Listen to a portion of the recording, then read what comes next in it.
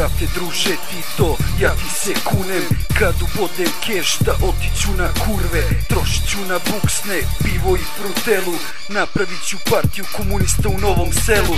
Kunem ti se, brate, da sve to mislimo iskreno. Išli smo u školu pa se osjećamo pismeno, pa crvena marama je stalno oko vrata. Titov sam pionir isto kao moja baka. Tito, brate, ja te ne poznajem, al reko mi je deda da ste pobegli sa Kozare, vukli kajmaka i kruha za drugove partizane, vodili partizanke da leče im rane.